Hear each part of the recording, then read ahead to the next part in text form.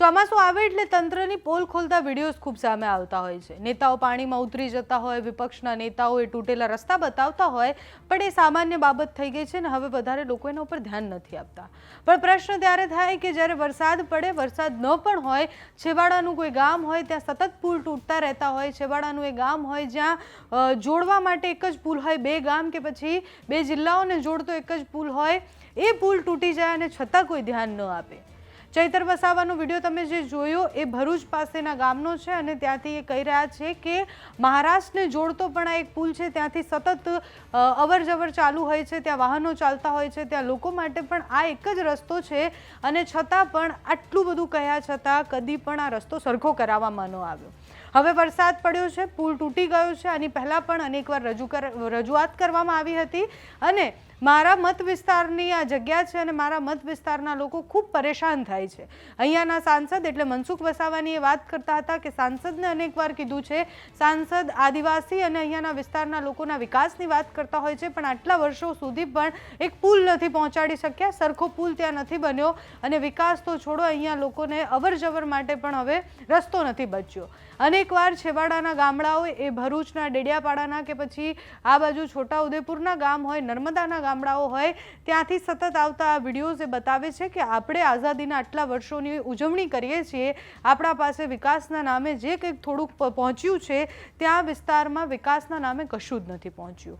ત્યાં પાણી, ત્યાં રસ્તા, ત્યાં બીજી બધી જે સામાન્ય જરૂરિયાતો આપણે રોજ પડતી હોય છે વસ્તુઓ પણ નથી પહોંચી અને લોકો એ જીવવા માટે આદી થઈ ગયા છે।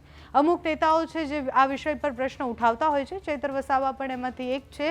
અત્યારે ત્યાંથી એક વિડીયો બનાવ્યો, ત્યાં પુલ પાસે ગયા અને સમીક્ષા કરી કે એવી તો કેવી રીતના પુલ તૂટ્યો અને આટલી બધી રજૂઆત છતાં પણ કેમ એમાં કોઈ કાર્યવાહી ન થઈ। સાંસદને ઘણા બધા સવાલો કર્યા છે। ત્યાં પહોંચેલા ચૈતર વસાવાએ જ્યારે પુલ પાસે પહોંચ્યા ત્યાં સ્થાનિક લોકો પણ હતા, એ લોકો સાથે વાતચીત પણ કરી। શું કહી રહ્યા છે તે સાંભળો।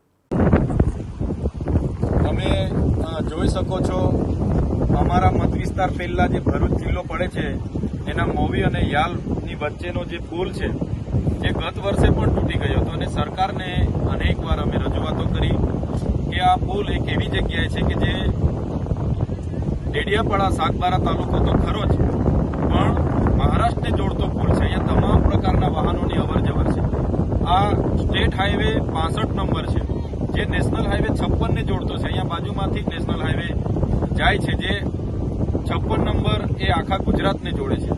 સરકારે ગયા વર્ષે પુલ તૂટ્યો, માત્ર એમના અહીંના સાંસદ, ધારાસભ્યએ મુલાકાત લીધી અને કોઈ પણ જાતની રજૂઆત કે ગંભીરતા લીધી નથી। એમના વહીવટી તંત્ર અહીંયા આવીને, એમના સાંસદે આવીને આશ્વાસન આપીને જતા રહ્યા। અમે પણ વિપક્ષમાં રહીને સરકારને, એમના મુખ્યમંત્રીને, એમના જિલ્લા સંકલનમાં કલેક્ટરને, માર્ગ મકાન વિભાગના એક્શનને બધાને અનેકવાર રજૂઆતો કરી છે અને અમે તો આવેદનપત્ર પણ આપ્યું કે આનું નિરાકરણ લાવો। લોકોને ખૂબ હેરાનગતિ પડે છે। અહીંયા 108 જવા માટે 30 કિલોમીટર ફરવું પડે, અપડાઉન વાળા વિદ્યાર્થીઓને, નોકરીવાળા લોકોને 30 કિલોમીટર ફરવું પડે, ખેડૂતને પોતાના જિલ્લા મથકે જવું હોય 30 કિલોમીટર નેત્રંગ થઈને ફરવું પડે। તો આ ગંભીર બેદરકારી સરકાર અને તંત્રના ભોગે આટલા બધા લોકોને આજે હેરાનગતિ થાય છે। તંત્રના પાપે, સરકારના પાપે આજે આટલા બધા લોકો હેરાન થાય છે। આજે આ પુલ તૂટી ગયો છે, આટલું બધું પાણી આવે છે જંગલમાંથી, અહીંયા ભૂંગળા દાટીને એ લોકો સંતોષ માને છે અને ભૂંગળાને થોડુંક અહીંયા રાખવાનું છે, તો ભૂંગળાના લીધે ફરી આ પુલ તૂટ્યો છે અને ડેડિયાપાડા સાગબારાના જેટલા પણ ગામના લોકો છે, મહારાષ્ટ્રના લોકો છે અને આ બાજુ વિસ્તારના જેટલા પણ લોકો છે એમને ખૂબ જ હાલાકી વેઠવાનો વારો આવ્યો છે। ત્યારે અમારે સરકારને કહેવું છે, વિકાસની મોટી મોટી વાતો થાય છે। 30 વર્ષથી ભારતીય જનતા પાર્ટીની સરકાર છે, એમના પીએમ ને સીએમ આવવાના હોય તો આવા કામો રાતે રાત થઈ જાય છે, એમના પ્રોજેક્ટો રાતોરાત મંજૂર થઈ જાય છે અને આ વિસ્તારની જનતાના અવર જવર માટેના પુલો મંજૂર નથી થતા। એના માટે સરકાર પર ગ્રાન્ટ નથી। અમે સારી ટેક્સ ભરીએ છીએ, જનતા સારો ટેક્સ ભરે છે, ત્યારે સરકારને આની વૈકલ્પિક વ્યવસ્થા કરે અને પુલનું કામ 1 વર્ષ થયું છે નથી કર્યું, એ સરકારની જવાબદારી છે, એમણે બેદરકારી સ્વીકારવી જોઈએ અને વૈકલ્પિક વ્યવસ્થા કરે સરકાર। નહીં તો આવનારા દિવસોમાં અમારે સરકાર સામે જે પણ મોરચે ઉતરવું પડશે અમે ઉતરીશું। ડબલ એન્જિનની સરકારની મોટી મોટી વાતો અહીંના ચૂંટાયેલા સાંસદોને બધા કરે છે, તો તમારી સરકારે આ કેમ નથી કર્યું એનો પણ જવાબ તમે આપો, ખુલાસો કરો। ક્યાં તમે રજૂઆત કરી છે એની પણ વાત કરો। એટલે માત્ર ને માત્ર પાર્ટીની વાહવાહી કરવા થાકતા નથી એવા નેતાઓ પણ સુધરે નૈતિક જવાબદારી તરીકે પ્રજાની વચ્ચે આવીને સરકારને કહે કે આ બેદરકારી બદલ એમણે સ્વીકારવું પડે અને આ કરવું પડે, ત્યારે જો આવનારા દિવસોમાં એનું યોગ્ય નિરાકરણ નહીં આવશે તો જનતા વતી અમારે સરકાર સામે આક્રમક રચનાત્મક આંદોલન તરફ જવું પડશે અને સરકારને જ્યારે કોઈ અમારા રસ્તા નહીં બનતા હોય તો બીજા રસ્તા પણ અમારે અટકાવવાની ફરજ પડશે તો અમે અટકાવીશું. અમે સ્ટેટ હાઈવે જે મહારાષ્ટ્રને જોડે છે અને ડેડિયાપાડા અને સાગબારાને જિલ્લા મથકે અને બીજા વડોદરા, અમદાવાદ, ગાંધીનગરને જોડે છે ત્યાં ઊભા છે. આજે પણ વરસાદ આવવાથી જે નાળા દાટીને અહીંયા જે કામ ચલાવ પુલ હતો એ મોવીથી ડેડિયાપાડાને જોડતા રસ્તાનો પુલ હમણાં પણ તૂટી ગયો છે. ત્યારે ગત વર્ષે આ પુલ તૂટવાથી ડેડિયાપાડા અને સાગબારા તાલુકાના લોકો જિલ્લાથી અવર જવર માટે નેત્રંગના 30 કિલોમીટર ફરીને જવું પડતું હતું અને મહારાષ્ટ્રને જોડતો આ રોડ છે. અહીંયા 56 નંબર નજીકમાંથી પસાર થાય છે. આ 65 નંબર સ્ટેટ હાઈવે છે, નેશનલ હાઈવે અહીંથી જ પસાર થાય છે. છતાં આ તૂટવાથી અનેક જગ્યાએ અમે રજૂઆતો કરી છે. અમે મુખ્યમંત્રીને પણ આના લીધે મળ્યા હતા કે જેમ બને એમ આ પુલ બની જાય તો લોકોને હાલાકી નહીં વેઠવી પડે.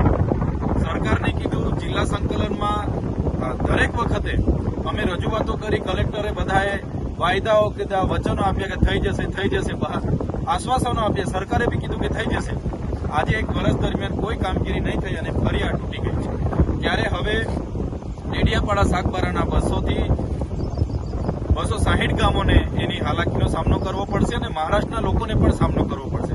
સાથે સાથે જે વિદ્યાર્થીઓ રાજપીપળા કોલેજમાં અપડાઉન કરે છે, કોઈ ઇમરજન્સી 108માં દર્દીને લઈ જવા પડે, કોઈ કર્મચારી અપડાઉન કરે છે, જિલ્લા મથકે કોઈનું પણ કામ હશે, એવા તમામ વહીવટી તંત્ર પણ અહીંયા હેરાન થવાનું છે.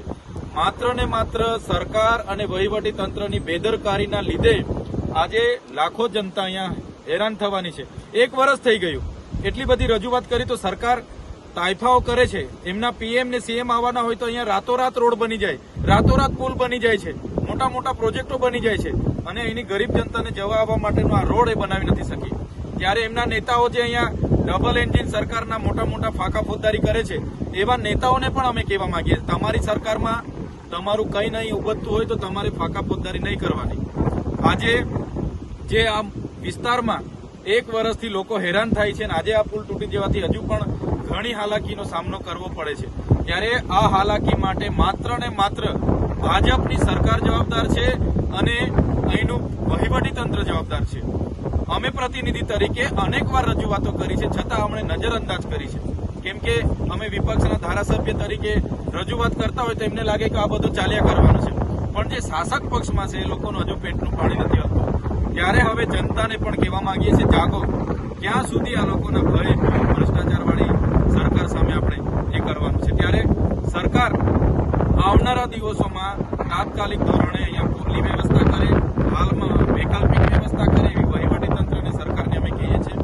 આવનારા દિવસોમાં અમે વેઠીને થાકીશું અને જરૂર પડશે તો આ વિસ્તારના લોકોને અહીંયા મોવી બોલાવીને એમનો નેશનલ હાઈવે બંધ કરવાનો થશે તો અમે બંધ કરીશું.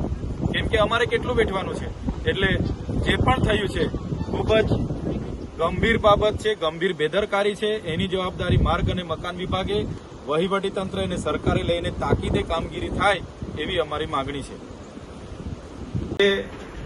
સ્ટેટ હાઈવે નંબર 65 જે મહારાષ્ટ્રને જોડતો હતો એનું જે કામ ચલાવ પુલ હતું તે આજે ધોવાણ થઈ ગયેલું છે, જેના કારણે ડેડિયાપાડા અને સાગબારાને જોડતા જિલ્લા કક્ષાના મથકને જોડતા આ રોડ પર જેટલા પણ ગામડાઓ આવે છે એમને હાલાકીનો સામનો કરવાનો સમય ફરી શરૂ થઈ ગયો છે. આ જ નાળો, આ જ પુલ ગયા વર્ષે આ જ સમયે ધોવાણ થયું હતું. અમે ગુજરાત સરકારને પણ ધ્યાન દોર્યું અને જિલ્લા વહીવટી તંત્રને પણ અમે ધ્યાન દોર્યું હતું. જિલ્લા સંકલન સમિતિ હોય કે દરેક જગ્યાએ અમે આવેદનપત્ર પણ એ નાળાને લઈને આપ્યા છે. છતાં વહીવટી તંત્રની બેદરકારીના લીધે આજે ફરી આ વિસ્તારની જનતાને એને હાલાકીનો સામનો કરવો પડશે. આ વિસ્તારના અભ્યાસ કરતા વિદ્યાર્થીઓ હોય, નોકરી કરતા કર્મચારી હોય કે તમામ વર્ગને હવે રાજપીપળાના જિલ્લા મથકે આવવું હોય કે કાં તો બરોડા, ગાંધીનગર કે અમદાવાદ જવું હોય તો નેત્રંગના 30 કિલોમીટર ફરીને, ફેરાવો ફરીને હવે ત્યાં જવાનો નોબત આવી ગઈ છે. ત્યારે સરકાર જે ડબલ એન્જિન સરકારની મોટી મોટી એમના નેતાઓ અહીંયા વાત કરે છે એમના ધારાસભ્ય સાંસદ અહીંયા વાત કરે છે અમારી ડબલ એન્જિનની સરકાર છે, તો એક વર્ષ દરમિયાન એમની સરકારે શું કર્યું, વહીવટી તંત્રએ શું કર્યું? આટલી બધી લોકોને હાલાકી પડે છે, વહીવટી તંત્રને હાલાકી પડે છે, નોકરિયાત વર્ગ હોય વિદ્યાર્થીઓને હાલાકી પડે છે, અને તમારી સરકાર એક વર્ષ સુધી એક પુલ ન મંજૂર કરીને બનાવી શકતી હોય, જે સરકારની આ વિસ્તારના લોકો સાથે થતી અન્યાયની જે રીત છે એ છતી થાય છે. અમે આગળ પણ ઘણીવાર સરકાર અને જિલ્લા વહીવટી તંત્રમાં રજૂઆત કરી, છતાં એમણે ધ્યાન નથી આપ્યું. એમની બેદરકારી આ છતી થઈ છે. ત્યારે આવનારા દિવસોમાં અહીંના લોકોને લઈને એમના ન્યાય માટે અમારે જે પણ કરવું પડશે, આંદોલન ધરણા પણ કરવા પડશે, 56 નંબર નેશનલ હાઈવે પર તો કરીશું, પણ આ લોકો સાથે જે અન્યાય થયો છે એ ખૂબ મોટો અન્યાય આ સરકારે અને વહીવટી તંત્રએ કર્યો છે, જે અમે હવે ચલાવવાના નથી. આ તમારો વિસ્તાર છે તો આપણે ડેડિયાપાડા શાકભાજીના કેટલા ગામોને અસર થશે? જે પુલ તૂટી ગયો છે ભરૂચ જિલ્લામાં આવે છે અને ભરૂચ જિલ્લાનો વિસ્તાર છે, પણ ડેડિયાપાડા અને સાગબારાના લોકોને જિલ્લાને જોડતો આ મુખ્ય રસ્તો છે, પાટનગરને જોડતો મુખ્ય રસ્તો છે અને મહારાષ્ટ્રને જોડતો આ મુખ્ય રસ્તો છે. ત્યારે ખૂબ જ ગંભીર બેદરકારી સરકારની અને વહીવટી તંત્રની છે. મારે તો અહીંના ચૂંટાયેલા સાંસદ અને ધારાસભ્યોને કહેવું છે, તમે દરેક કાર્યક્રમોમાં અમારી સરકાર કરો છો, તો તમારાથી એક પુલ નથી મંજૂર થઈ શકતો. અમે કેટલી રજૂઆતો કરી, કેટલી ધરણા આંદોલનો કરીએ, છતાં તમારા પેટનું પાણી નથી હલતું. એટલે આ જ બતાવે છે કે આ વિસ્તારની પ્રજા સાથે સરકાર શું કરી રહી છે. ત્યારે આ જનતા સાથે જે અન્યાય થયો છે અમે ચલાવવાના નથી. આવનારા દિવસોમાં અમારો રસ્તો બ્લોક છે તો બીજા રસ્તા પણ બ્લોક કરવા પડશે તો અમે કરીશું. ડેડિયાપાડા શાકભાજીના કેટલા ગામોને અસર થશે? ડેડિયાપાડા શાકબારાના 259 ગામોને આ સીધી અસર છે અને મહારાષ્ટ્રને જોડતો આ રસ્તો છે, સ્ટેટ હાઈવે 65 નંબર છે, છતાં સરકાર ગંભીર નથી. સરકારને માત્ર એમના સરકારી પ્રોજેક્ટો રાતોરાત મંજૂર કરી દેવા છે અને ગરીબ જનતાના આવવા જવા માટે, એમના રોજિંદા ઉપયોગ માટેના રસ્તામાં રસ નથી એવું અમને લાગે છે. સર, અગાઉ એવું થયું હતું કે જે એજન્સીએ ડેડિયાપાડાથી મુવી સુધીનો રસ્તો બનાવ્યો હતો અને એને એ ગ્રેસ પીરિયડમાં હતો કે રિપેરિંગ એક કંપનીએ કરવું પડે એવું હતું, એટલે તંત્રએ ડાયવર્ઝનનું જાહેરનામું પાડીને આ વસ્તુ અગાઉ ઠેરી નાખી જેવું લાગે છે. અમે જ્યારે આ પુલ તૂટ્યો ત્યારે પણ સરકારના માર્ગ અને મકાન મંત્રીશ્રીને કીધું, અગાઉ જિલ્લા સંકલનમાં રજૂઆત કરી, સીએમ સાહેબને અમે મળ્યા, અમે કીધું કે આટલી બધી જનતા 259 ગામોની જનતા અહીંયા હાલાકીનો સામનો કરવો પડશે, પ્રશાસનને હાલાકીનો સામનો કરવો પડશે, છતાં કોઈ ગંભીરતા સરકારે કે અહીંના ચૂંટાયેલા નેતાઓએ કે વહીવટી તંત્રએ લીધું નથી. ત્યારે આજે 260 ગામની જનતાએ હવે જિલ્લા મથકે આવવા માટે અમારે 30 કિલોમીટર ફરીને આવવું પડશે. અમારે બરોડા, ગાંધીનગર કે અમદાવાદ જવા માટે 30 કિલોમીટર ફરીને આવવું પડશે અને મહારાષ્ટ્રના હજુ કેટલા લોકો આનાથી હેરાન થવાના છે. આ ખૂબ જ બેદરકારી વહીવટી તંત્રની છે, સરકારની છે. સરકારે એને સ્વીકાર કરવો જોઈએ અને વૈકલ્પિક વ્યવસ્થા કરવી જોઈએ એવી અમે માંગ કરીએ છીએ. ધન્યવાદ.